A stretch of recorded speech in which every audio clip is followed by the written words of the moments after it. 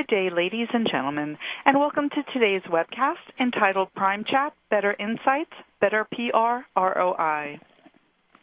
Today's conversation is brought to you by Prime Research Americas and powered by OnStream Media. Cindy Villafranca of Southwest Airlines visits PRIMEChat on January 31st at 1 p.m. Eastern Time to share her expertise contributing into Southwest's big data analysis for improving communications and businesses' performance. Sharing the session is Mark Weiner, CEO for Prime Research Americas and Chairman of the IPR's Commission on Measurement and Evaluation. Together, Cindy and Mark will explore the ways by which professional communications benefit from research-based communication decision-making. To submit a question or comment at any time during the webcast, please click on the Ask a Question button located below the presentation. Simply type your message into the box and click the Submit button. Alternatively, you could submit your question via Twitter using hashtag PRIMEChat. All questions will be answered at the end of today's presentation. At this time, it is my pleasure to turn the floor over to today's moderator, Mark Weiner. Mark, the floor is yours. Thank you, and thank you, Cindy, for participating, and thanks to the audience for joining us. By way of introduction, Cindy is leading one of a very few in-house research practices housed within a communications organization. There's maybe a half a dozen companies that have the capacity and the expertise that Southwest has. That tells me that Southwest invests in measurement, PR measurement and research and evaluation. But beyond applying her expertise to helping make better communication decisions, Cindy's work helps Southwest make better business decisions. We collaborated on a paper last year, a big data paper that's available on the Institute for Public Relations website, www.institute4pr.org. Big data. If you Google that, you'll find it, and you'll see a case study. And I was thrilled to see how Cindy's team is contributing a unique data stream into Southwest big data analysis program to solve real business challenges. So today she'll share more examples. I was impressed with one example because it's rare to see a company do what I was describing even once, but apparently it's a routine at Southwest, and I'm happy to turn it over to Cindy to tell us more. So Cindy, take it away, please. Yeah, thank you so much, Mark, and thank you everyone for joining today. So today, as Mark said, I'm going to be talking about amplifying PR measurement and research to ultimately drive business results. So before I jump into the meat of my presentation, really quickly, I want to talk a little bit about who Southwest is, who we are, what we do, kind of why we do it. So these are just Southwest by the numbers. Of course, I live and breathe data and numbers, so you'll see a lot of that in this presentation. We've been in service 47 years. We have 55,000 full-time employees. We serve 110 million customers annually.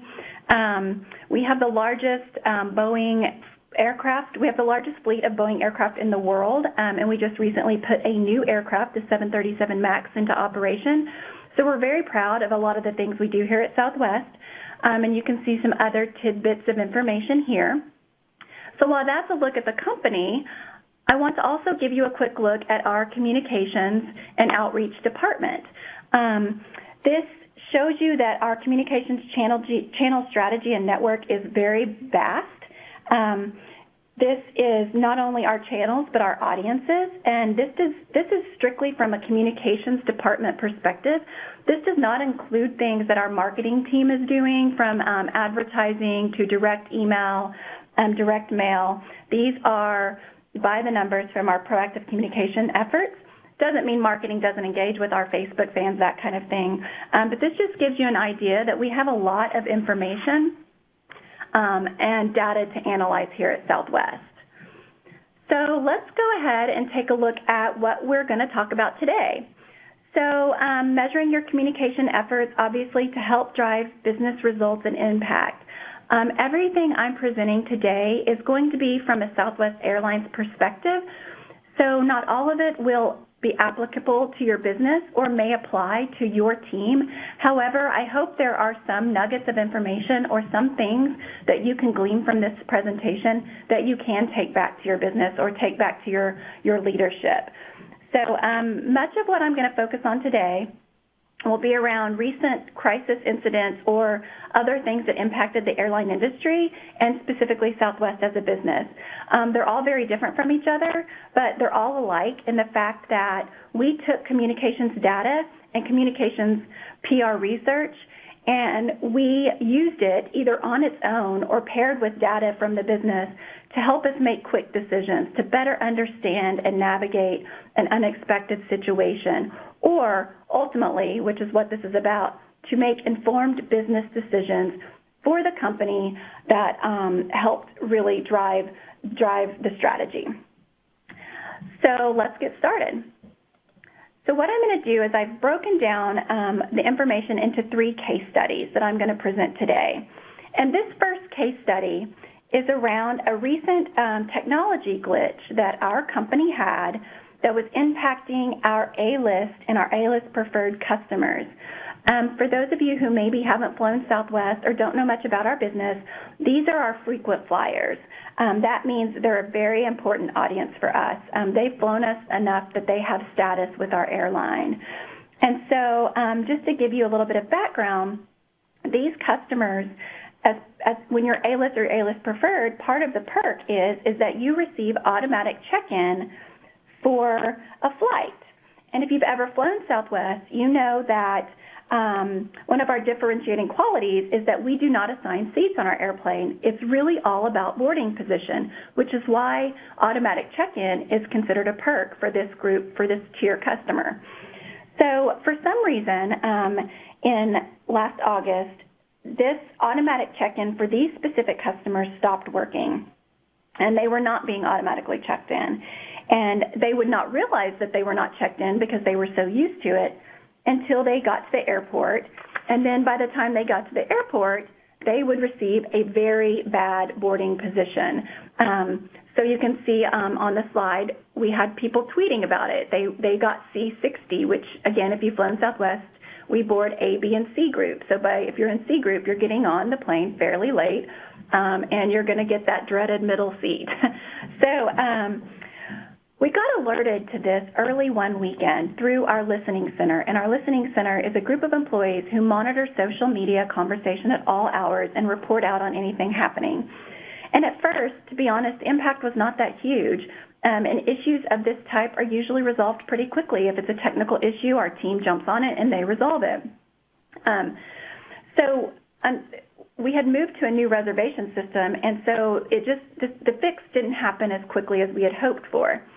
So as Saturday rolled into Sunday, rolled into Monday, we started to see that many of our A-list customers were returning home from vacations or were leaving out for a work trip, whatever that looked like, and the volume started to increase significantly.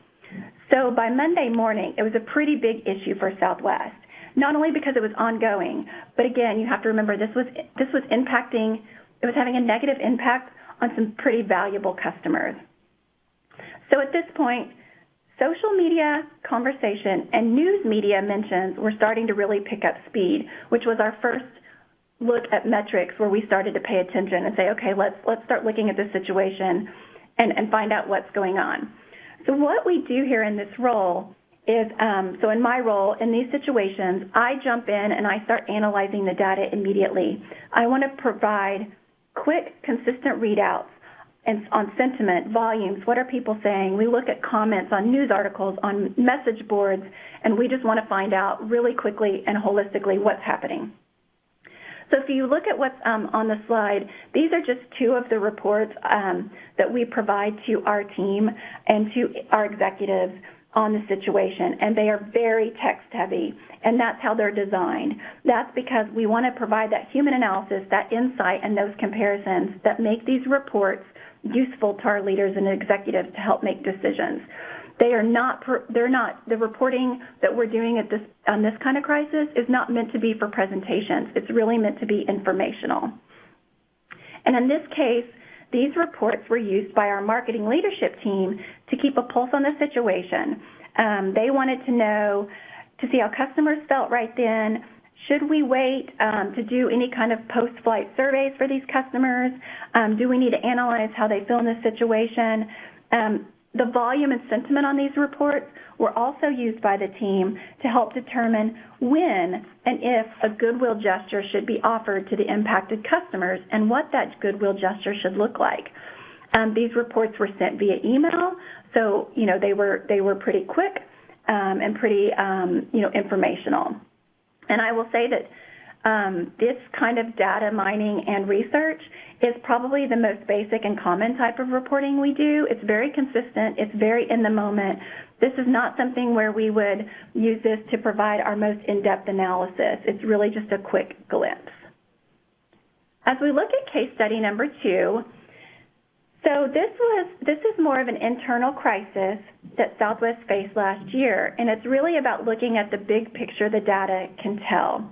And so while most of our reports, I would say most of our reports do focus on external issues or not even issues, they can be positive, whatever that looks like. Our employees are a key stakeholder in our business. I mean, our employees are a primary audience for us. And it is important to know the pulse of our workforce by listening, monitoring, and measuring.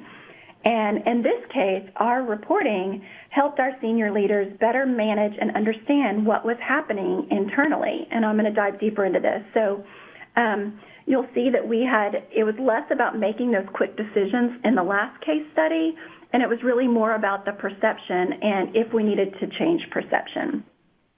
So let me give you a little background. In the last few years, Southwest has spent a lot of time in contract negotiations with the unions of many of our operational work groups.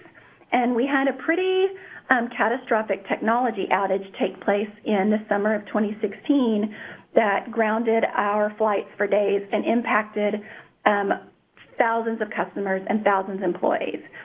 And so what happened was the ongoing frustration with our labor negotiations and then the tough operating conditions during that technology outage really took its toll on employee morale.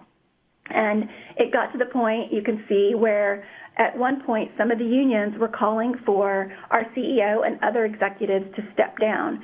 So this internal crisis took on a little bit of an external element in itself. And we understand that employee morale can ebb and flow at every company, but Southwest is really prideful of the fact that we have a really great culture and we have a very high level of employee satisfaction and happiness. So this felt really bad. And our leadership already knew there was turmoil. So it wasn't about that. But what we found was this had all started in 2016, and in early 2017, we were still getting rumblings that employee morale was super low, that it was at its lowest levels we've ever seen, that it had not improved since 2016, and it possibly wouldn't rebound for a long time. So what I did was we take a look at employee morale through manually putting sentiment on every single employee comment on our blog. So while we're a very big business, we still have manual processes in place, and this is one of them, and I can dive deeper into this in a minute. But so what we did was I go into our blog and I count up every single comment that comes in, and I assign a sentiment to it, positive, negative, or neutral. And so my communications VP, she knew, based on some of these reports I provided her that were small snippets of information, she knew that employee morale was actually coming back to normal levels. But what we hadn't looked at we hadn't looked at the big picture. We hadn't looked at the data holistically across a broader time frame. And that's the chart you're seeing here on the screen. So what we did was we took a look at employee sentiment from our internal blog across the entire year of 2016. And what we found was during the summer, employee sentiment, the negative comments and the declined comments, which we have a moderated blog situation on our internal blog, it was really bad. We saw a huge spike in the negative comments and the negative sentiment. So we knew it was bad in the moment. What we noticed when we started to visualize the data this way was, yes, we had a huge spike in negative comments, but if you'll notice where the arrow is, we didn't have a huge dip in the positive comments.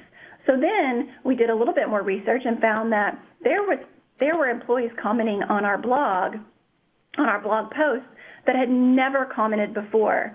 There was, this grassroots effort almost among employees to go out and voice their opinion in this specific moment in time. So what happened was my leader took this data and this information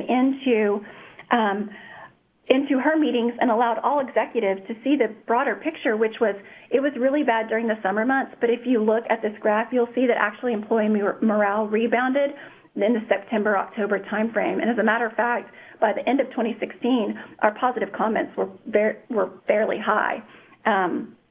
So it just kind of helped change perception in a situation where it felt really bad, but in reality wasn't as bad as we had thought. So let's skip on to the last case study.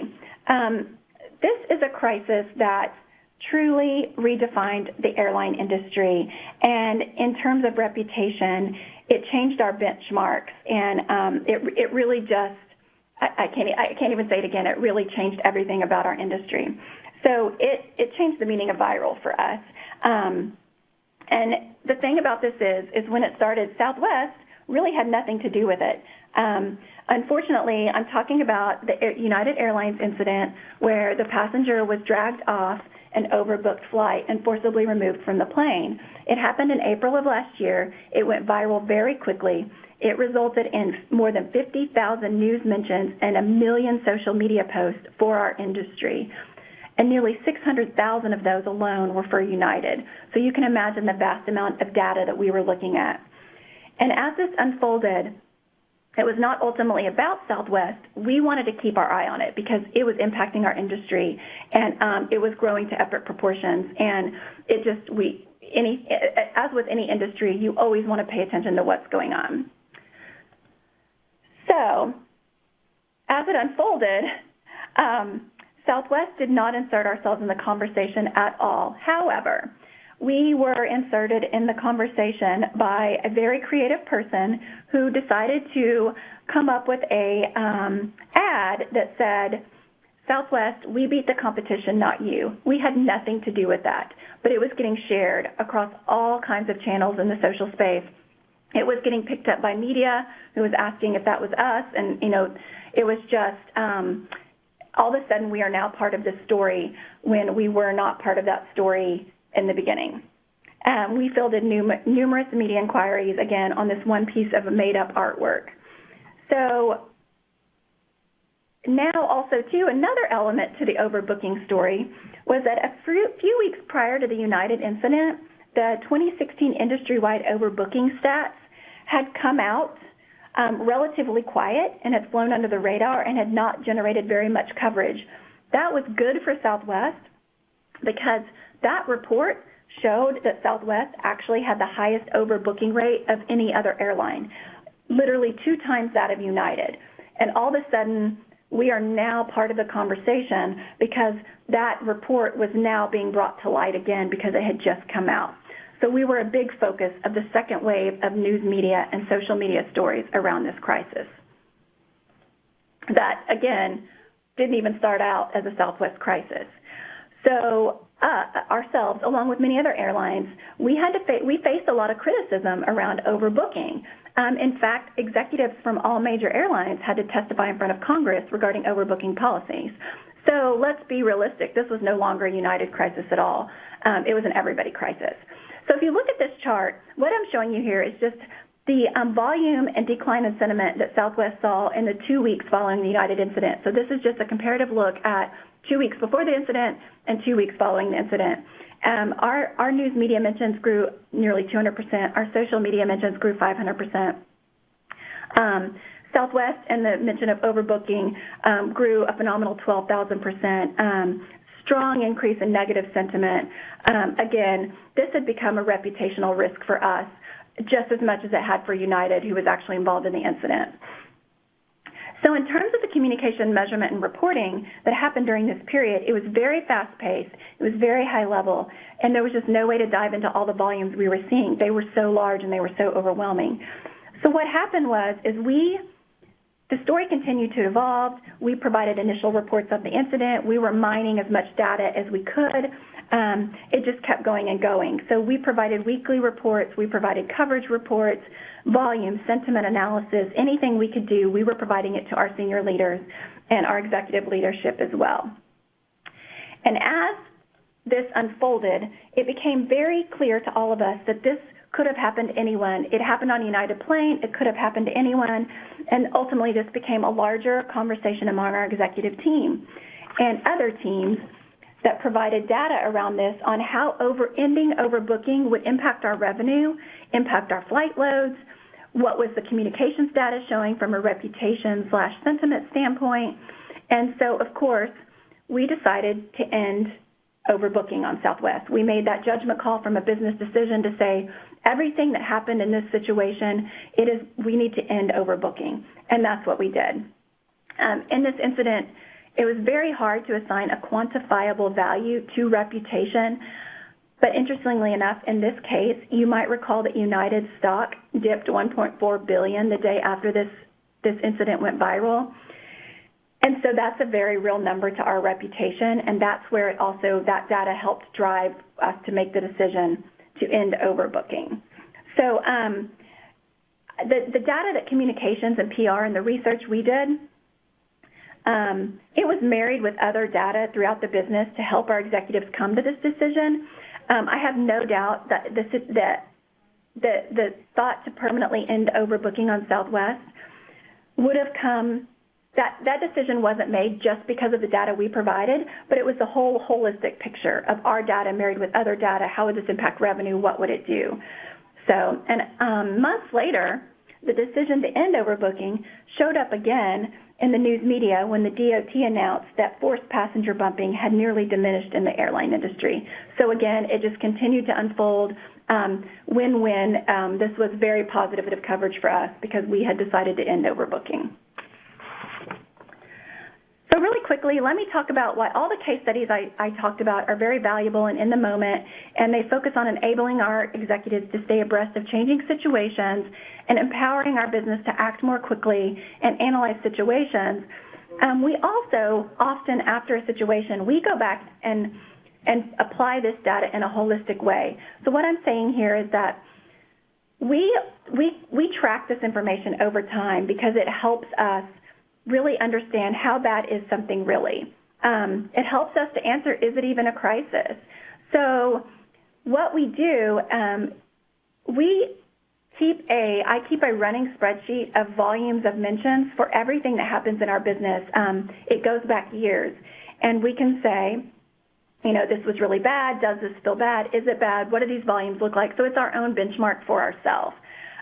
We also have our reputation score through the Reputation Institute that we pay close attention to over time. So what I'm trying to say here, long-term reputational analysis and benchmarking is very important as part of all this reporting and analysis for any company.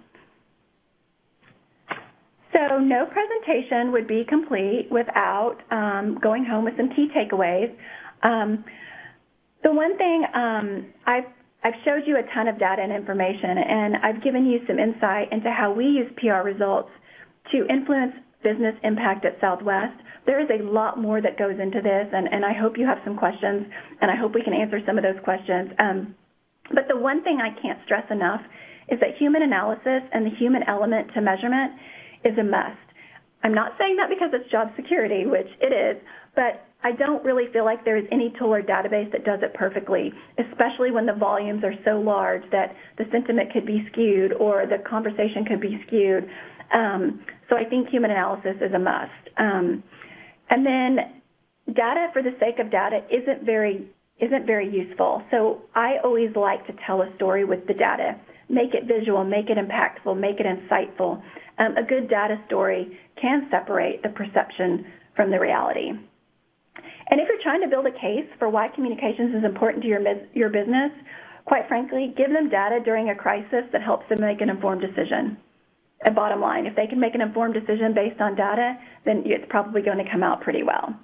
And lastly, while you may avoid a crisis situation in your business, it's important to pay attention and monitor your industry. I think we all probably know that, but it doesn't take long for you to become involved in an industry crisis, and communications data can help you determine when or if it's important to respond, especially in a crisis that could potentially impact you, like the United incident.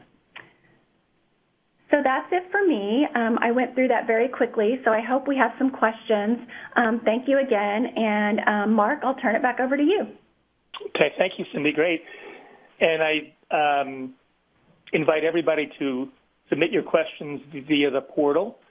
And if I could just begin by making an observation, I appreciate the emphasis you've placed, Cindy, on the need for context within the research process. So I see you're providing context like with the internal, like the employee attitudes. You're looking at trends over time, and only when you saw the trend over time could you see what was happening in that, at that one particular time. You also showed trends over time as a way to benchmark overall performance that, you can track your own performance over time.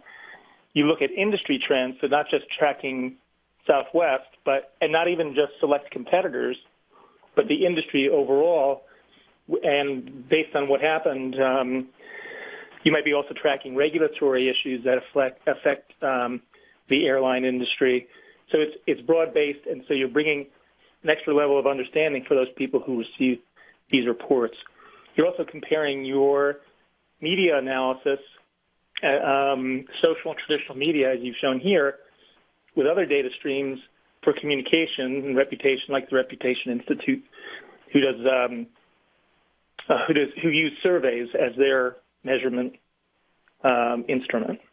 So I derive that from your presentation, the commitment to providing context and the need to commit over time so that these patterns reveal themselves and the insights are available when you need them.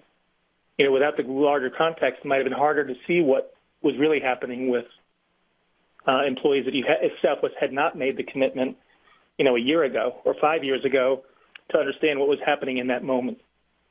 So I just want to recognize that. If you want to comment, that's great, but I have some questions for you too. Awesome. No, I think that was very well said, Mark, and absolutely, being able to look at any data over time is super insightful. So I completely agree with you and would love to answer some questions. Okay, so here's one. From the audience, I'm just going to read it verbatim, okay? Okay. Did you leave behind the human touch on measurement of tone and then return to it, or have you always done the monitoring as you described it today? So did you have to kind of learn a lesson that automation didn't work well enough and then you came back to human validation? No, that's a really great question. So we use automated animation for news media and social media. We did a analysis of that automated sentiment and found that there's a margin of error in social media of 25 to 30%. That's a pretty big margin of error. So we do automated animation for our external. From an internal perspective, when we talk about employee sentiment, our current system does not use natural language processing or anything else to do sentiment, so we are forced to do it manually. However, when you look at the margin of error externally and my margin of error internally, which I would say is probably less than 2 to 3%, I am very confident in my analysis of internal sentiment, where I am not as confident sometimes with external and have to dive deeper into, what are people saying? Is this sentiment really true? That kind of thing. So that's a really great question. I like automated sentiment. I think it can give you a quick view of a situation, but you have to be very cautious with it. Understood. So the human touch at what I'll call the coding level, like sentiment or the presence of an intended or unintended message is one thing, but the ability to derive actionable insights is a human endeavor in any case. So no matter what the technology does, it still requires someone like you or a data scientist who can use the tool, who can bring industry expertise, corporate communications expertise to this equation, and then has the ability to work with data and to bring critical thinking to the data to come up with something that's insightful. I think that's like the Venn diagram of those three things: tools, category expertise, and statistical acumen and critical thinking. You bring those three things together as you have, and then you have something. And I think most of that is human. 2 out of 3 of those things are human. The tool is only one part of it. I think there's sometimes some confusion because tool marketers make claims about insights, and I think they might make insights easier for a human, for a real data scientist like you, to uncover, but I don't know that they actually produce insights. I agree. Thank you. Okay, so here's one, and I'll give you an opt-out if this is proprietary information. But here's the question from the audience. For context, I am just curious, what percentage of your PR budget is granted to analytics and insights? Thanks.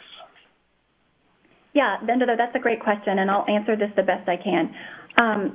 We do have a large communications team here at Southwest, so we're lucky.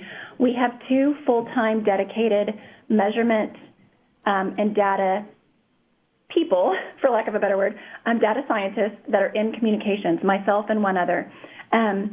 So from a tools perspective, though, so when we look at the budget, I don't have a percentage right off the top of my head. I haven't done that lately. From a tools perspective, we also, to help with budgeting constraints or whatever, we will team up with other departments and say, hey, we're purchasing this social media monitoring tool. It might be really valuable to our customer insights team or to our marketing team. Would you guys like, to go in together to purchase this tool? So we found that to be very successful. The tools are expensive. They are pricey. And again, I don't have right off the top of my head the percentage of that measurement is from our budget.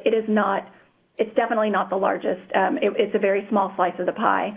However, we've just tried to be very strategic in how we go about funding some of the things that we do here. On that, I would say that like I said, we have an in-house team, and we have grown that team. So when I first started at Southwest, it was just myself. And as the demand grew, our leadership saw the value in this, and they decided to add more money to it. So I think it's important to get your senior leaders and your senior team on board to show them the worth, and then beg, borrow, and steal, for lack of a better word, to get the tools and people that you need. That is excellent advice, and it's a great segue. So what I take from what you just said is that it's better to begin simply than to better to begin simply than to not begin at all. So when it was, before there was you, there was something. They recognized the need for someone like you, and then as you continue to demonstrate the value of this investment, that the money was being well spent, more investment came to it. I can offer a comment to that question, just speaking generally, because I've seen like opinions published or online or in the PR trades, this notion that 10% is the right number for research. In fact, PR Week, like 12 years ago or 15 years ago, dedicated a whole year to 10% for research. It was like a big push that they had at the time. And but when people ask me that question, what should I spend? What percentage should I spend? My answer is always, it depends. If you're introducing a breakthrough product, something really, really breakthrough, and it, 10% for PR may not be enough. If PR is going to be the lead, as it sometimes is for breakthrough products, where you're creating, momentum through media. So in those cases, 10% may not be enough. On the other hand, for a dying brand, where a company might just be milking that brand, they're not investing in that brand anymore. I'm thinking consumer products, like no reformulations. It sells. It doesn't cost us, still makes money, just doesn't make much. 1% might be too much. So it really depends on what the objective of the program is, of what the objectives of the research are, and what the objectives are for the communication. But I want to focus on another aspect of what you were describing, because what you've described so far is getting to a place where everybody in public relations wants to be, which is at the table, getting a seat at the table. Because it's just not as common as it ought to be, at least, in the opinion of most PR people, because people, we want to be at the table. How does, I think you've given us 3 good examples, but what role has PR research played, not just in winning a spot? So at some point, people started to pay attention to the research because it started to help make better business decisions. And then, so what role does research play in winning and then retaining a seat at the table? Yeah, that's a good question. For your manager, for research and for the communications executives to whom you report. Yeah. So I'm going to start down one trail here, and then I'll get to your question. So I want to say that to what you said earlier, Mark, we started small at Southwest. I go back and look at some of the things we were doing 5 years ago, and they are small compared to the things we're doing today, because times have changed. Facebook, Twitter, Instagram, you name it, it's constantly evolving, and they're constantly growing.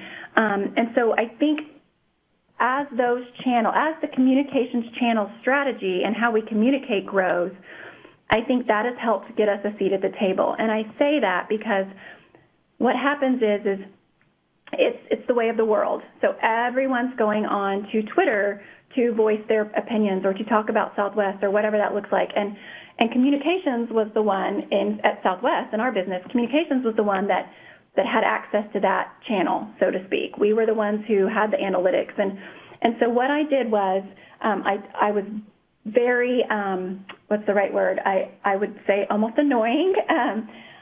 I educated my own communications team on the things I could do for them from a measurement research perspective. And then I asked them to take that back to their internal clients. And as their internal clients started seeing the results of their campaign, so it's not always negative. Sometimes it's positive.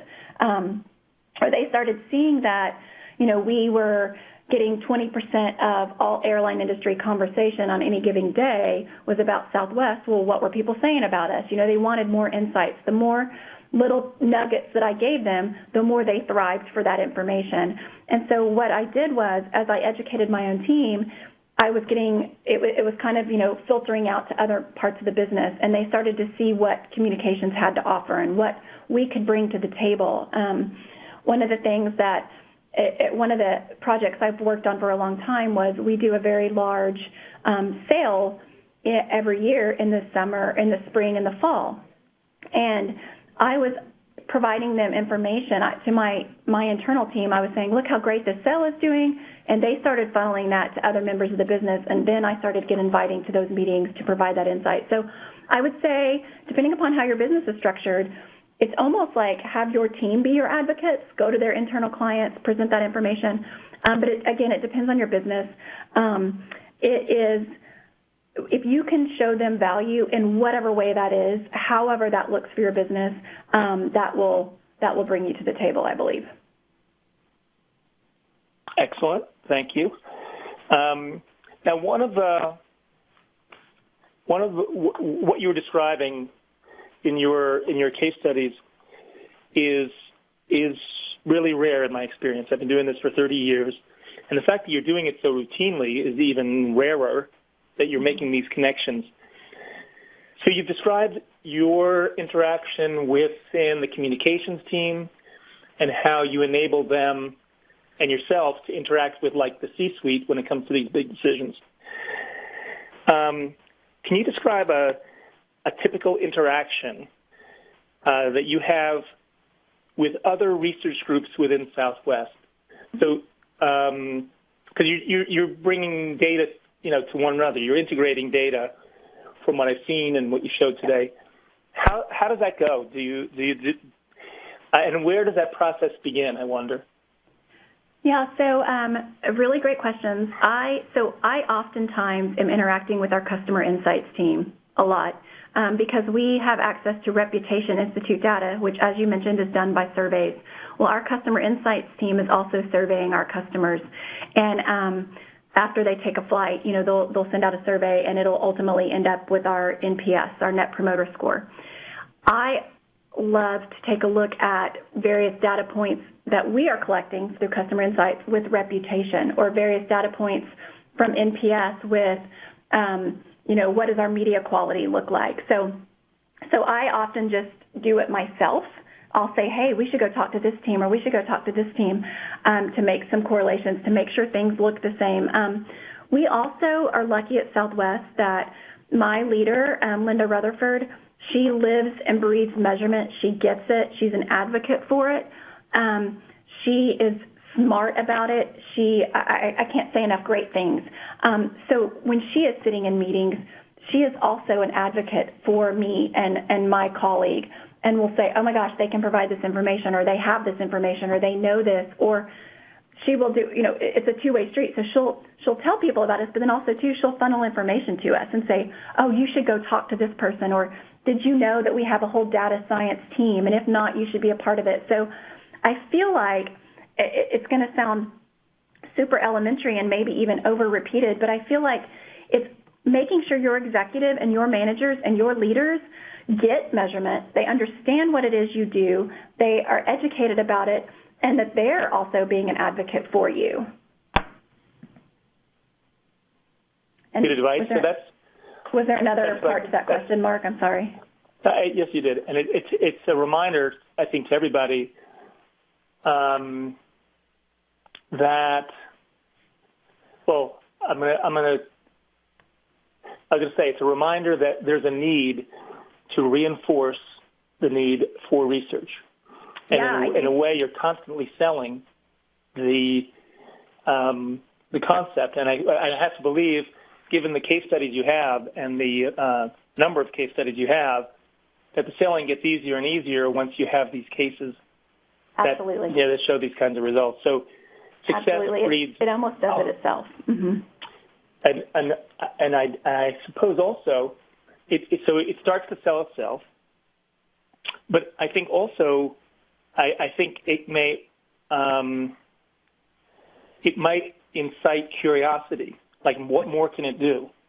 So you have all these great case studies. People may start to think about communications research applications in ways that they might not have. So you you contributed to that big data paper, and in that paper you offered a case study in which your data was used, your PR data was used to help Southwest, to improve Southwest's Net Promoter Score, which was directly related to on-time performance. Yes. And I think that's a story, if you don't mind sharing it, yeah. Because I'll just set it up this way. And so I hope this is your version of your story, because this is my version of your story, as I remember it. Is that there was some issues with on-time performance. The company assembled like a team mm-hmm. comprised of engineers and finance people, maybe. Mm-hmm. Yep. So take it from there. But together they could not close the loop as to why on-time performance couldn't be better, and they couldn't adequately explain why on-time performance wasn't what it could be. And then you entered the picture. Yeah, that's a great one. So we, on-time performance at Southwest Airlines is directly related to our Net Promoter Score. We start to see that when our on-time performance is bad, our Net Promoter Score dips significantly. There is a direct correlation between those two. What happened is we used to be really good in on-time performance, and as our network grew and as our business grew, we started to see our on-time performance numbers slide along with our Net Promoter Score. So what happened was there was a lot of people that were talking about this and how do we improve it and what can we do, and so it finally branched out to other areas of the business where they were trying to collect as much data they could to figure out what was going on. And what communications provided them was a look at news media mentions around on-time performance and social media mentions, so that the average conversation of a customer in on-time performance. And what they found was we were having a lot of problems getting our what we call originator flights out of the gate on time. And that's really an interesting thing because our originator flights are the ones that are the first ones of the day. So there's the plane's there, everything should be good to go. There's really nothing that should be delaying those flights.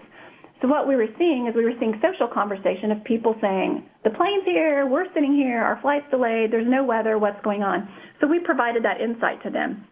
And ultimately what happened is that core group of people that were looking at this came up with our data, married with other data, found that it was a result of those originator flights. And when the first flight of the day is late, it impacts the rest of the day.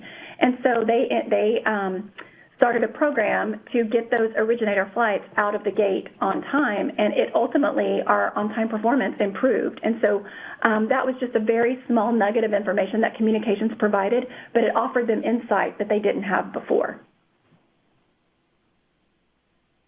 Pretty amazing.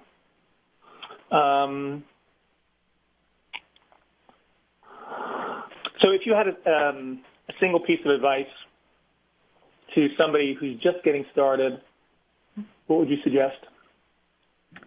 So I get the question a lot when I'm speaking I get the budget question a lot. I get the what's your toolbox look like question because, a lot of people, budgets are different and tools are expensive.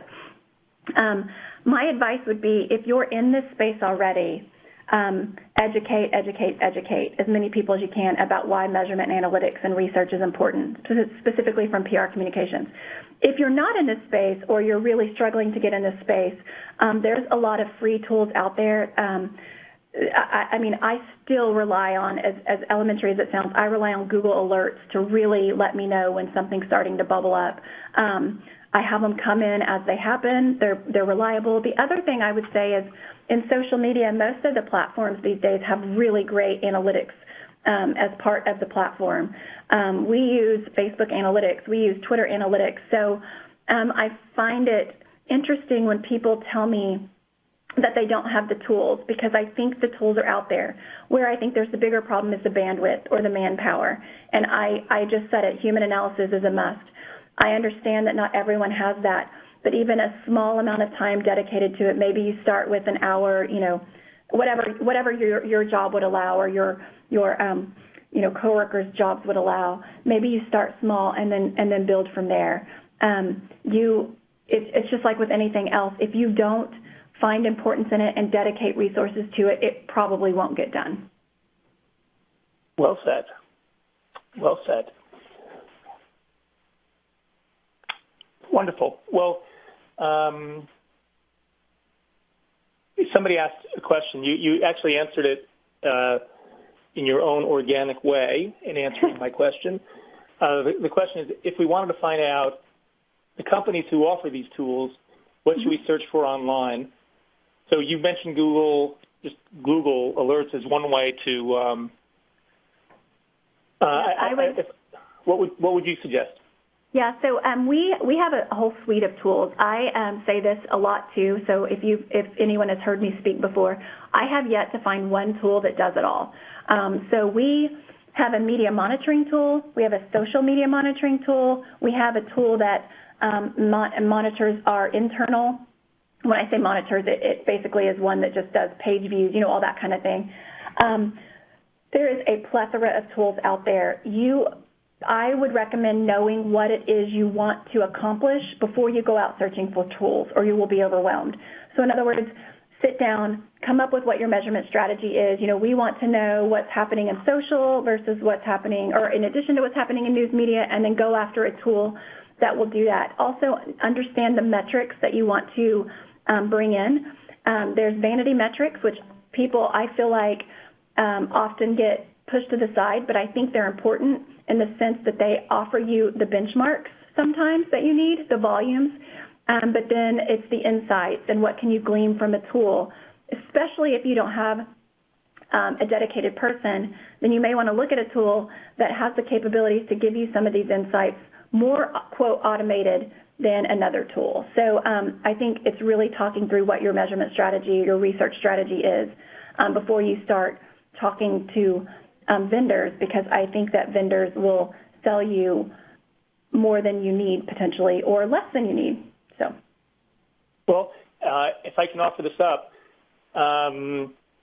nowadays when I Google, I just put in my question. What's the best best free social media tools? There are, if that's what you're looking for, or. There's lots of evaluations. There's many of these companies that offer. I think almost every company offers some form of tool. Absolutely. My company does, but we don't. But we're more like the category is called software as a service. That's SaaS. But and we're more of a service with software, but. Our parent company, Prime's parent company is Cision. They have these scalable solutions, so that's one place to search. But I think you can Google exactly what you want, and as Cindy was saying, just describe what you want, put it in the search bar, and hit the button, see what comes up. There's no shortage of tools, for sure.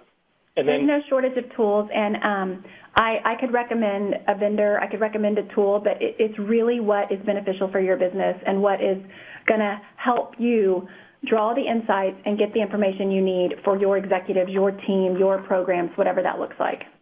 I'll make you a bet that there's probably an article written, probably a very helpful article. If you Googled, how do you choose the best communications tool or social media monitoring tool or something like that, and I'll bet you, or the questions to ask when selecting the best monitoring tool or something, I'll bet you that article exists, and that would be the way to go. I believe that Katie Payne has written an article like that. I don't know if it's showed up on IPR or some of the other measurement organizations, but if you Googled that, you would definitely, I'm sure, find it. Mm-hmm. Yeah, I thought of her. I thought of Katie too. So anyway, how to choose the best monitoring tool, or how to select the best monitoring tool, or something like that. Anyway, so that is. Hang on. Okay, there's one late question. Are there courses, Cindy, you would recommend to help communicators learn to analyze data and pull out the story? So Courses, there probably are. It depends on if you want to pay for them. I believe that there are a ton of great resources, meaning Institute for Public Relations has great resources. Katie Payne, the Measurement Advisor, is a newsletter. It's a great resource. Help me out, Mark. I know there's just tons of information. The Association for the Evaluation or for Measurement and Evaluation of Communications, AMEC, it's a great resource. So I'm happy to share all those things. I feel like if you Google any of this information, you will be driven. But Institute for Public Relations is a good one. AMEC is a good one. Katie Payne is a good one. What are some other ones that I'm missing? The one that I write, thank you. Oh, I'm sorry. Prime Research is a good one. I'm teasing you. So, at the university level, mm-hmm. I think universities have begun to recognize that data science is an emerging part of communication. Yeah. I just spoke yesterday at University of Florida, at Gainesville. Yeah, University of Florida has a great program, and it's an online program. Mm-hmm. So there's those online programs that are convenient, less expensive, and they focus on communications research. And there's, I don't know, like 6 or 7 or 8 of those mm-hmm. that you can get credit for and everything. Otherwise, free resources through the Institute for Public Relations and AMEC are good suggestions. That's what I would suggest. But I think that, generally speaking, PR people know how to tell a story. It's just a tweak on what you're used to, and that is telling the story based on data, just in the same way you tell a story for your client or your company. So we're at the end of our time. I want to thank you again, Cindy. I want to thank everybody for joining. And join us next month for PRIMEChat with Alan,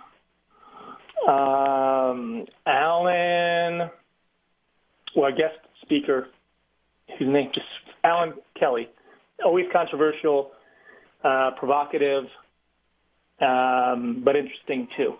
So I wish everybody goodbye. Thank you for joining, and we'll speak to you next time. Thank you. Thank you. Thank you, Cindy. Bye. Thank you. This does conclude today's conference. We thank you for your participation. You may disconnect your lines at this time and have a wonderful day.